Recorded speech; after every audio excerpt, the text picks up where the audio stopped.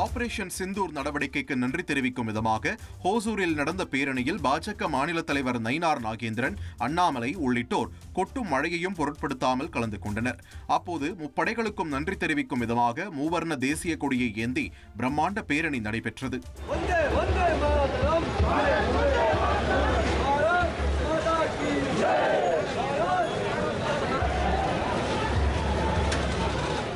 இதனைத் தொடர்ந்து பொதுக்கூட்ட மேடையில் மழையில் நனைந்தபடி பேசிய பாஜக மாநில தலைவர் நயினார் நாகேந்திரன் பாடல்களையும் பாடினார்.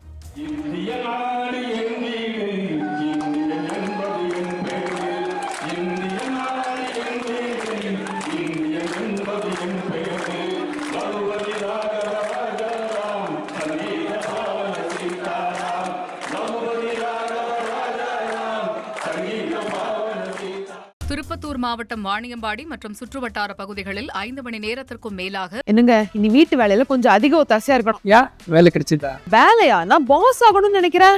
எப்படி? பாஸ் வாலா பி தி பாஸ். விட்டு கனமழை பெய்தது. இதனால் சாலைகளில் தண்ணீர் பெருக்கெடுத்து ஓடியதால் வாகன ஓட்டிகள் கடும் அவதியடைந்தனர். மேலும் அரசு மருத்துவமனை வளாகத்திலும் மழைநீர் குளம் போல தேங்கி நின்றதால் நோயாளிகள் மற்றும் மருத்துவமனைக்கு வந்த பொதுமக்கள் கடும் சிரமத்திற்கு ஆளாகினர்.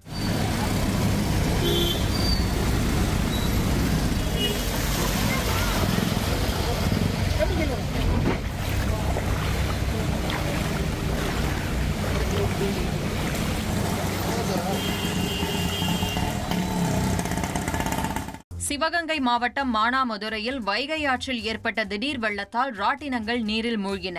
சித்திரை திருவிழாவை ஒட்டி பொதுமக்களின் பொழுதுபோக்கிற்காக வைகை ஆற்றின் கரையோரம் மற்றும் ஆற்றுக்குள் ராட்டினங்கள் அமைக்கப்பட்டன. இந்நிலையில் கடந்த 2 நாட்களாக பெய்த மழையால் வைகை ஆற்றில் திடீரென தண்ணீர் வரத்து அதிகரித்து ராட்டினங்கள் நீரில் மூழ்கின. இதனால் சுமார் 100க்கும் மேற்பட்ட ராட்டின தொழிலாளர்களின் வாழ்வாதாரம் கடுமையாக பாதிக்கப்பட்டுள்ளது.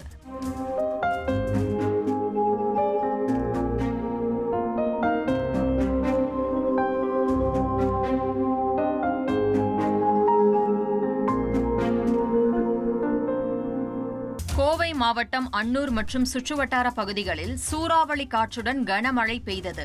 இதனால் 50,000த்திற்கும் மேற்பட்ட வாழை மரங்கள் முறிந்து சேதமானதால் விவசாயிகள் கடும் வேதனை அடைந்துள்ளனர்.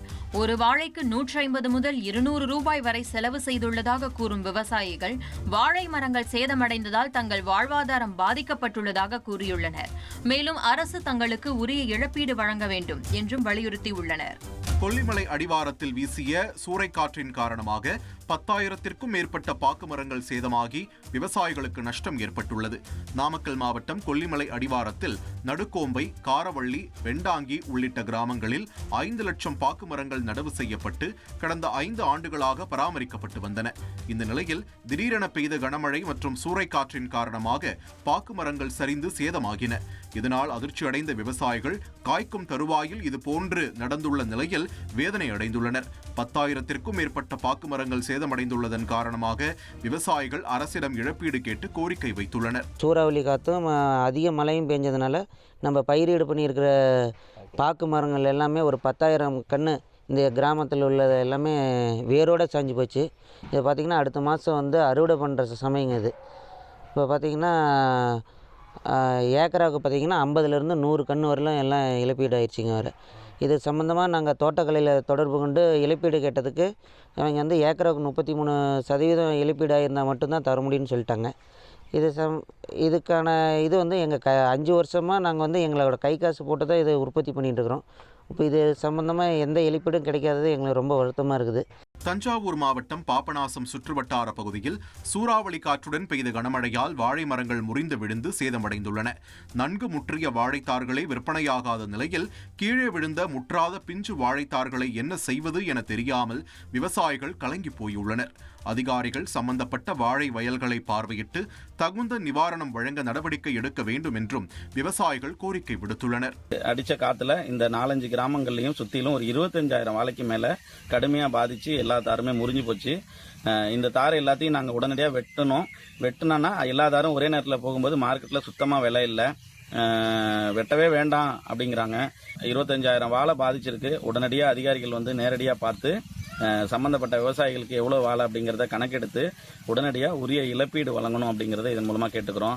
ஈரோடு மாவட்டம் கோபிச்செட்டிப்பாளையம் அருகே அரசு நெல் கொள்முதல் மையத்தில் நெல் மூட்டைகள் மழையில் நனைந்து முளைவிட்டதால் விவசாயிகள் அதிர்ச்சி அடைந்துள்ளனர். பாரியூரில் செயல்பட்டு வரும் அரசு நெல் கொள்முதல் நிலையத்தில் நெல் மூட்டைகள் அடுக்கி வைக்கப்பட்டிருந்தன. கோபிச்செட்டிப்பாளையம் சுற்றுவட்டார பகுதிகளில் பெய்த மழையால் கொள்முதல் நிலையத்தில் வைக்கப்பட்டிருந்த நெல் மூட்டைகள், கொட்டப்பட்டிருந்த நெல் மணிகள் நனைந்து முளைத்துள்ளன. இதனால் பல லட்சம் ரூபாய் மதிப்புள்ள நெல் வீணானதாக விவசாயிகள் வேதனை தெரிவித்துள்ளனர். ஓசூர் கெலவரப்பள்ளி அணையிலிருந்து வெளியேறும் தண்ணீருடன் ரசாயன கழிவுநீர் கலந்து நுரை பொங்கி செல்கிறது. இதனால் விவசாயிகளும் பொதுமக்களும் அதிர்ச்சி அடைந்துள்ளனர்.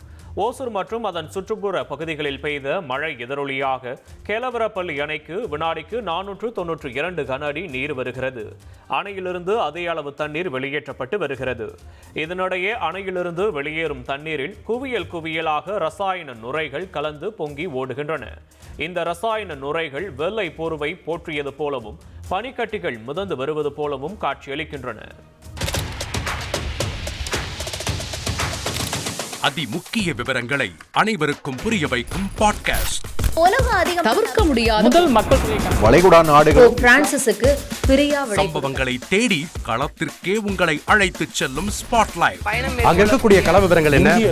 கடந்த 5 வருஷமாவே எனக்கு ரொம்ப பிடிக்கும் அவர் வர்றதுக்காக. எங்களுடைய நியாயமான கோரிக்கை. Even at the cost of stopping. பார்வையாளர்களையும் செய்திக்குள் பங்கெடுக்க செய்யும் மக்கள் குரல். 50 ரூபாய் எங்களுக்கு தண்ணிக்கு ஒரு தீர்வே இல்லங்க 10 வருஷமா. எங்களுக்கு சரியான ஒரு விடிவு கிடைக்கவில்லை. 60,000 ஏக்கருக்கு தான் கேக்குறோம். பிச்சை கேக்குறாங்க. புத்தம் புதிதாக வித்தியாசமாக பாகிஸ்தான்லயே 4 இடம் என்ன படிக்கலாம்ன்றதுல பேரண்ட்ஸும் என்கரேஜ் பண்ணணும், ஸ்டூடெண்ட்ஸும் தேர்வு செஞ்சு. எனக்கும் சீமானனுக்கும் பெரிய வித்தியாசம் இல்லைங்க. ஒரு பாயிண்டா சொல்லணும். உங்களுக்கான தலைவர்களை பொழுதுபோக்கு தளத்தில் தேடாதீர்கள், போராட்ட களத்தில் தேடுங்கள். அனைத்தும் உங்களுக்காக. எப்போதும் இணைந்திருங்கள் தந்தி டிவியுடன். தவிர்க்க முடியாத தம்ப்நெயில்ஸ், கலக்கலான கண்டென்ட்ஸ், சினிமாவும் சீரியஸ் பிரச்சனைகளும், சும்மாவே ராம் சரண் தளபதி விஜய் எப்படா பெரிய கலகலப்பும் கைகலப்பும்.